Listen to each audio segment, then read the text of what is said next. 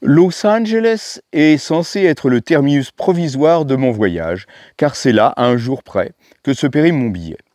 Mais les stations des bus Greyhound sont situées downtown et le centre des villes américaines est généralement d'un sordide absolu, sale, décrépit, triste et dangereux.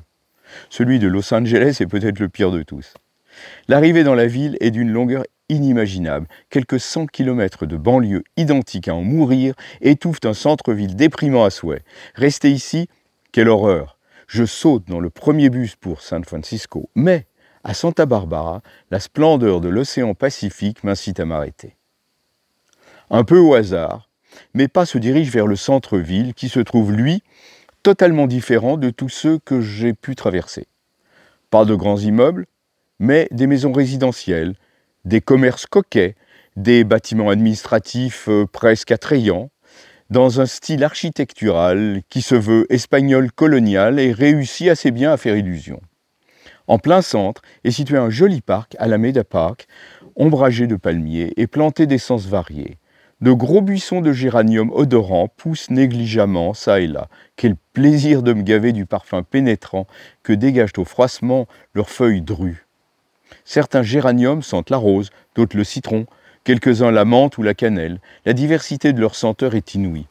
Je suis émerveillé par la douceur du climat qui permet à ces plantes d'intérieur, chez nous, de prospérer ici en pleine terre. Sous les palmiers des Canaries, le sol est jonché de petites dattes jaunes à la pulpe mince mais sucrée. Voici mon repas de ce soir, puisque je n'ai plus rien à manger dans mon sac.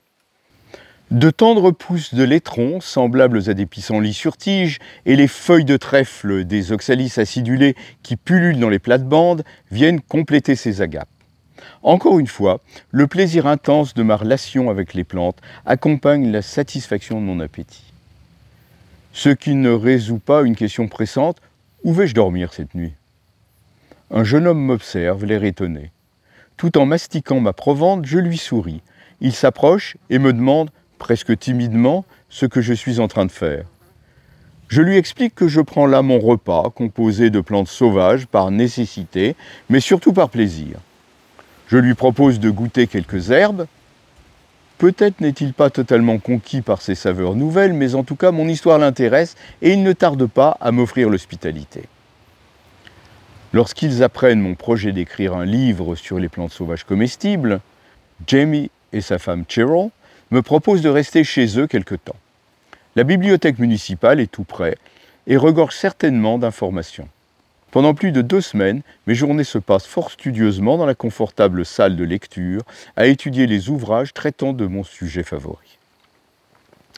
Il en existe plusieurs, à commencer par les livres d'Ewell Gibbons, le pape américain des plantes sauvages dans les années 60. Cet ancien journaliste avait acquis la célébrité en explorant les utilisations alimentaires des végétaux de l'Est des États-Unis. Vient ensuite Bradford Angier, adepte de la vie dans la nature, qui manifestement connaît son sujet. Le plus utile dans l'immédiat sera Wild Edible Plants of the West de Donald Kirk, qui a décrit dans le détail plusieurs centaines d'espèces de plantes de l'Ouest américain avec leurs utilisations et me donne l'occasion de prendre des montagnes de notes. La vie est plaisante dans cette ville estudiantine à taille humaine. L'architecture est harmonieuse, le climat est doux, l'ambiance décontractée. Il est à la fois agréable et instructif de marcher le long des larges rues bordées d'arbres originaires de tous les coins du monde, souvent distingués d'une plaquette indiquant leur nom, leur origine et parfois leurs usages. Santa Barbara est un véritable jardin botanique et j'y découvre un nombre incalculable de plantes nouvelles aux vertus méconnues, telles ce palmito, un palmier aux feuilles en éventail, originaire d'Amérique centrale, qui produit une multitude de fruits sphériques de la taille d'une balle de ping-pong, véritables noix de coco miniature. Il faut briser délicatement leur coque dure pour libérer une amande grasse et savoureuse qui vient compléter mon ordinaire. Un soir, un homme m'attend chez mes amis. Il me tend la main et m'adresse la parole en français. Arrivé en Californie voici près de 20 ans, Jacques vit à Summerland, le pays de l'été tout près d'ici, et m'invite chez lui. Sitôt dit, nous voilà embarqués dans sa vieille Ford rouge. Sa maison est bâtie sur une colline face à la mer. Il y vit seul, mais reçoit chaque soir une amie différente. Il a décidé de ne pas s'ennuyer dans la vie. Et plusieurs fois par semaine ont lieu chez lui d'exubérantes parties où le vin californien coule à flot. Mon habitude de me nourrir de plantes sauvages suscite son enthousiasme et je deviens vite le maître-queux attitré de ces soirées. Nous partons souvent ensemble à la récolte dans les collines avoisinantes, couvertes d'une verdure luxuriante, où les espèces méditerranéennes se mêlent aux végétaux du cru. Le fenouil abonde, et nous pouvons nous montrer très sélectifs en n'en cueillant que les tendres pousses frisées, vert tendre, juteuses et anisées, laissant de côté les feuilles développées aux découpes filiformes. La moutarde noire compose de superbes champs de fleurs jaunes que nous cueillons en quantité après avoir fait provision de ces larges feuilles vertes extrêmement riches, Dixit Ewell Gibbons, en protéines complètes et en provitamine A. Nous apprécions particulièrement les inflorescences de moutarde qui sont à la fois jolies et savoureuses. J'en prépare une sauce piquante et florale qui relève magnifiquement le riz ou le millet un peu fade par eux-mêmes. Quant à la mauve, elle atteint dans ce sol profond et riche en azote une taille remarquable. Ses feuilles toutes rondes, portées par de longs pétioles, sont grandes comme des soucoupes, voire des assiettes à dessert.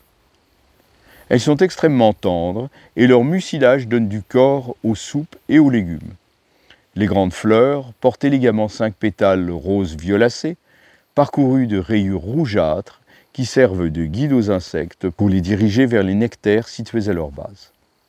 Ainsi, abeilles et bourdons se chargent de l'abondant pollen dispensé par les nombreuses étamines réunies en une colonne que traverse le style, la partie supérieure du pistil. Cette structure est caractéristique de la famille des malvacées et se retrouve chez la guimauve, les lavataires, les hibiscus et d'autres plantes ornementales courantes. On prépare souvent des tisanes pectorales avec les fleurs de mauve, mais elles sont également comestibles et décorent somptueusement les plats. Les capucines aux interminables tiges rampantes dégoulinent sur les pentes qu'elles enflamment de leurs grandes fleurs oranges, munies de longs éperons remplis d'un nectar intensément sucré. Leur nom botanique, Tropéolum, provient du mot grec signifiant trophée, c'est-à-dire les armes de l'ennemi vaincu, suspendues en signe de victoire. Le trophée. Les feuilles rondes de la capucine ont la forme de bouclier et ses fleurs de casque. Nous apprécions leur piquante cresson qui relève les salades embellies par ses pétales colorés. En dénichant les orties locales, ma surprise est grande. Je me trouve confronté à de véritables géantes de plus de 3 mètres avec des tiges plus grosses que le pouce et des poils urticants proprement effrayants. Heureusement, quelques pousses sont assez près du sol pour pouvoir être délicatement cueillis. Le figuier de Barbarie n'est pas un figuier mais un cactus. Et il ne vient pas de Barbarie, l'Afrique du Nord, mais d'Amérique centrale. Depuis ses régions d'origine, il a envahi en moins de 4 siècles toutes les régions du globe à climat méditerranéen, dont la Californie. Ces tiges aplaties, recouvertes d'épines acérées, portent de gros fruits allongés, protégés par une cuticule épaisse et des touffes de poils barbelés, minuscules, qui rendent leur maniement dangereux, des glochides. Nous les cueillons en les coinçant dans l'extrémité d'un bâton fendu en 3, puis en les faisant tomber dans un sac en papier épais.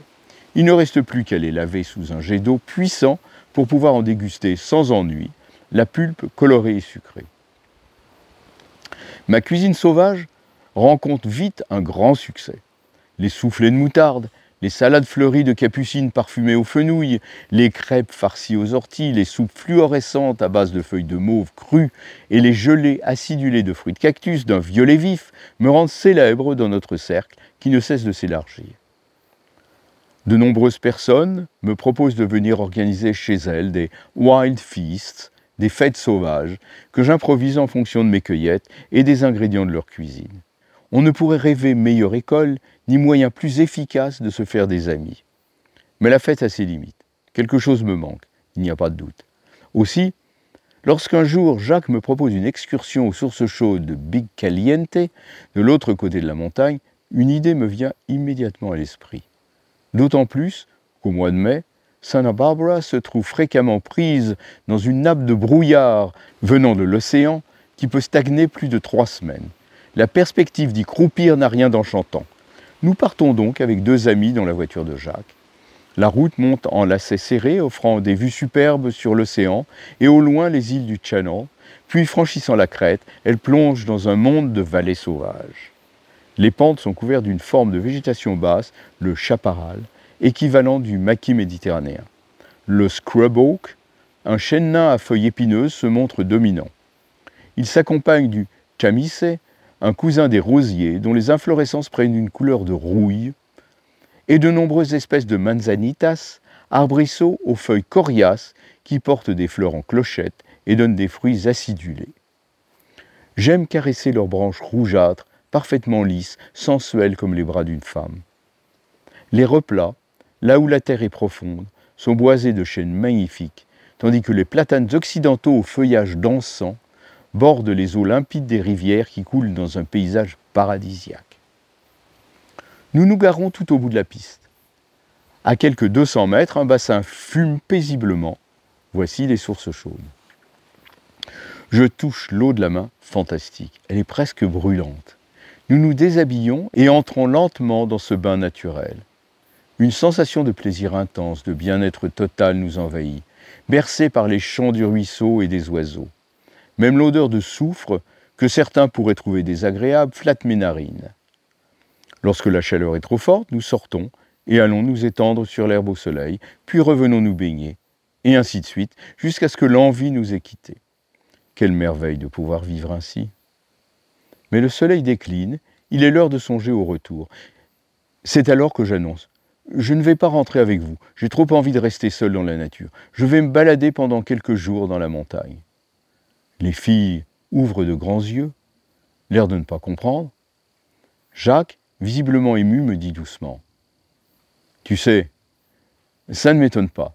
Je me demandais juste quand tu allais le faire. Mais as-tu des provisions? As-tu une carte? Je me suis procuré une carte auprès du service forestier, oui. Pour les provisions, par contre, j'accepte volontiers les restes du déjeuner. Grandes embrassades, et les voilà partis. La pointe d'angoisse au plexus est vite balayée par l'immense sensation de liberté qui envahit mon être. Enfin seul dans la nature. Enfin seul dans la nature. Me voici là où j'ai toujours rêvé d'être, chez moi. Et ces quelques jours dureront plusieurs semaines.